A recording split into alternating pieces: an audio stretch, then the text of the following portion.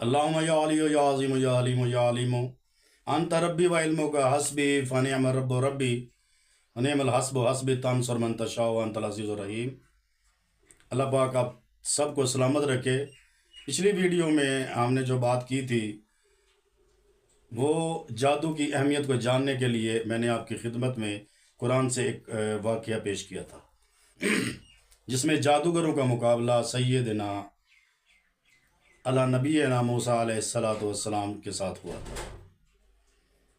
ٹھیک ہے، یہ اتنی ضروری چیز ہے، اس کو جب آپ سمجھیں گے تو پھر آپ کو سمجھ آئے گی کہ کتنے ہی لوگ میں آپ کو حقیقت بتا رہا ہوں، کتنے ہی لوگ جنہیں صرف معلومات نہ ہونے کی وجہ سے وہ ڈاکٹروں کے پاس دھکے کھا رہے ہیں۔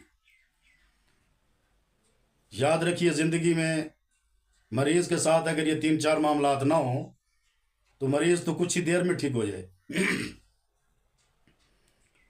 جن میں سے ایک بندش لگوا دی جاتی ہے، شیاطین بھی لگاتے ہیں، انسان بھی لگوا دیتے ہیں، اور کچھ پیسوں کے لیے یہ بیٹھے ہیں عامل حضرات جو غیر شرعی معاملات کرتے ہیں، اور دوسرے نمبر پہ جو ہے جادو ہے، تیسرے نمبر پہ جنات ہیں، چوتھے نمبر پہ نظر بد ہے۔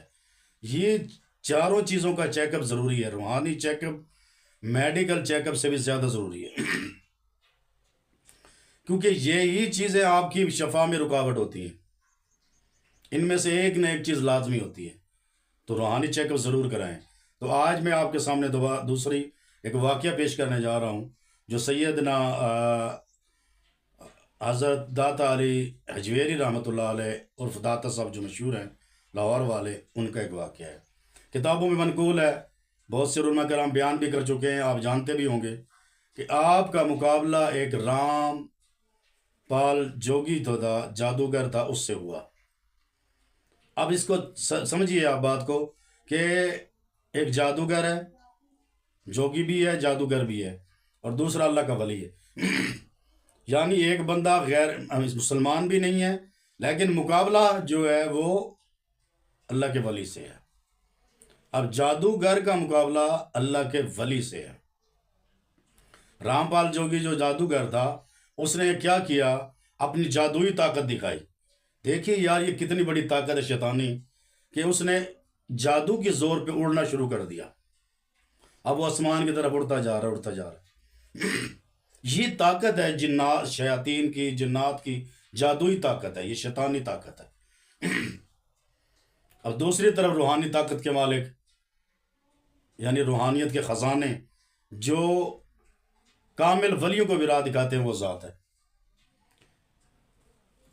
آپ نے پھر اپنی نالین کو یعنی جوتے مبارک کو حکم دیا، اور وہ اڑتا ہوا ہوا میں گیا اور جادوگر کے سر میں لگا اور اس کو مارتے مارتے نیچے لے آیا۔